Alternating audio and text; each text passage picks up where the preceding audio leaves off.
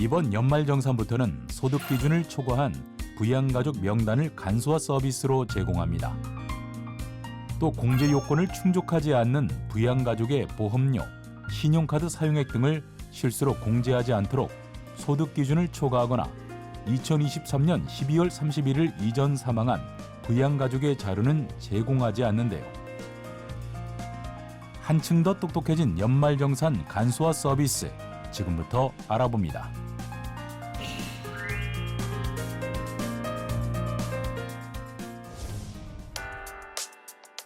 연말정산 간소화 서비스란 은행, 학교, 병원 등 영수증 발급기관이 전산 파일로 제출한 소득 세액공제 증명 자료를 국세청에서 전산을 구축해 홈택스를 통해 근로자에게 제공하는 서비스로, 근로자는 소득 세액공제 요건에 맞는 자료만을 선택해 원천징수 의무자에게 제출함으로써 별도의 영수증 제출 없이 증명 서류로 인정받을 수 있습니다.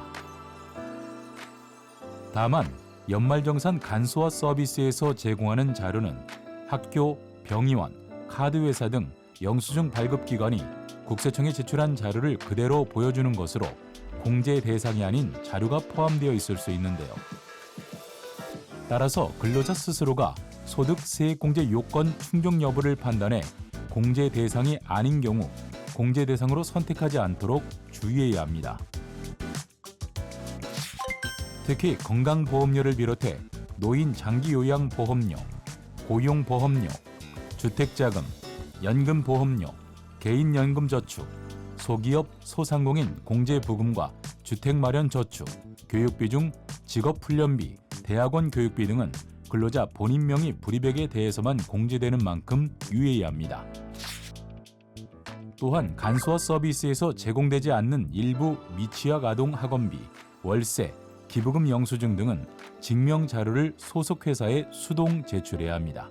특히 이번 연말정산부터는 근로자가 부양가족을 잘못 공제해 받는 불이익을 사전에 예방하기 위해 공제받을 수 없는 부양가족의 정보를 제공하는데요.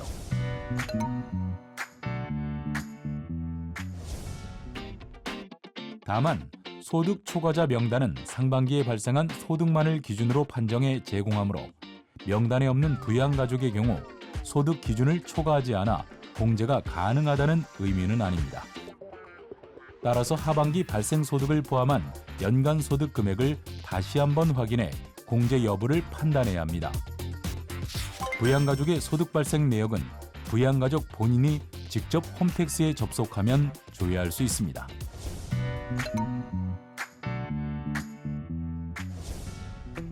또한 공제 요건을 충족하지 않는 부양가족의 보험료, 신용카드 사용액 등을 실수로 공제하지 않도록 소득 기준을 초과하거나 2023년 12월 31일 이전 사망한 부양가족의 자료는 원천 차단하는데요.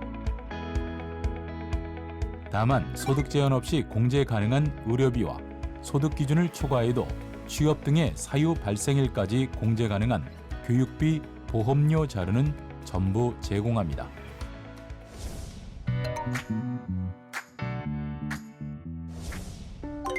이 밖에도 근로자가 부양가족을 공제 대상자로 입력 시 연간 소득 금액을 한 번 더 확인하도록 팝업으로 안내하는 것은 물론, 부부가 자녀를 중복 공제하거나 형제, 자매가 부모님을 중복 공제하는 등의 실수를 방지하기 위해 간소화 서비스 접속 시 한 번 더 안내합니다.